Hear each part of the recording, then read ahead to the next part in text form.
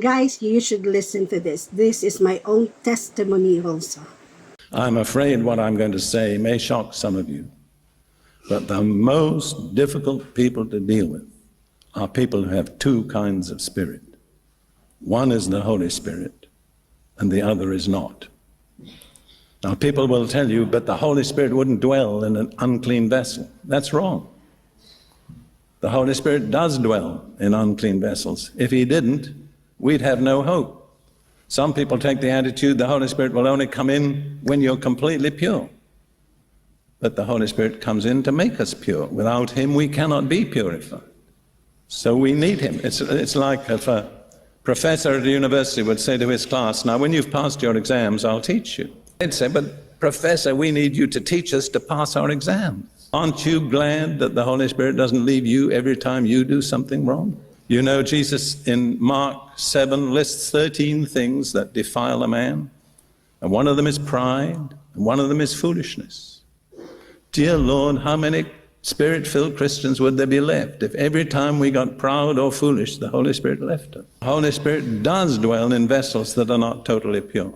He's willing to share that vessel with another spirit from another source. That I've dealt with dozens of cases. And the hardest thing for a poor pastor is to deal with people like that.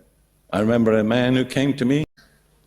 I said, you don't have a demon. I've heard you speak in tongues. I was wrong and he was right. And I never really helped him because I couldn't acknowledge his problem. He died later, prematurely, an unhappy man. And I have to say my theology kept me from helping him. Well, I've changed my theology.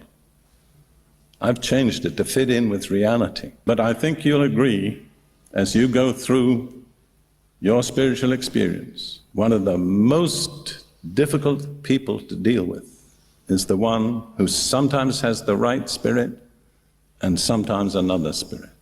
But I've prayed much about this. I think God wants me to say it. Pentecostals, of whom I am one, have a kind of awe of William Branham, a man of God with a most remarkable and dramatic gift from God. But I happen to have been friends with a Bible teacher whose name I will not give, who worked very closely with William Branham for several years. And he gave us once a personal sharing, and he said, I had to come to the conclusion that there were two spirits in William Branham. One was the Spirit of God, and one was not. And you see, the sad thing is, and I say this with real sadness, in spite of his marvelous gifts and the way God used him, his end was either pathetic or tragic, according to how you view it.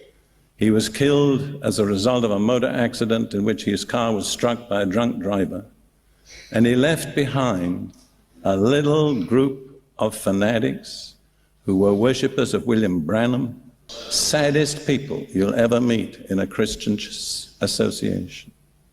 Why did that happen?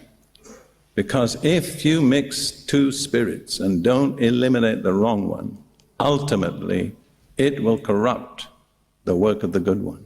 Serving the Lord, don't mix two different kinds of things. Sow your vineyard with mixed seed, you'll get a crop that God does not accept as holy.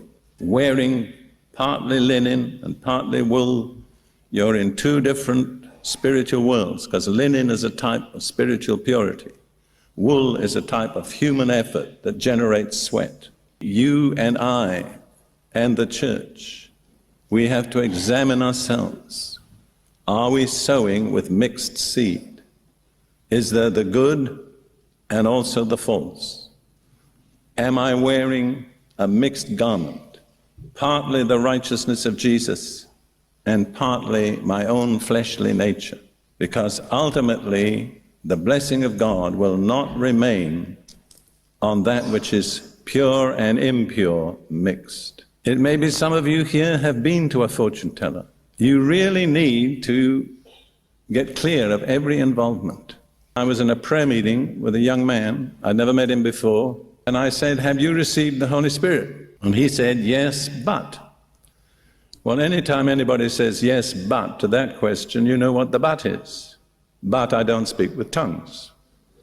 So I commented, another trunkless elephant. And I didn't argue with him about that. I know I said this by inspiration. Did you ever go to a fortune teller? Yes, he said, once when I was about 15, but I only did it as a joke. I didn't mean anything by it. But I said, you did go and you did have your fortune told, so he rather reluctantly said yes. I said, would you be willing to confess that to God as a sin and ask him to release you from the consequences? So he said, yes, I think just really to, get me off his back.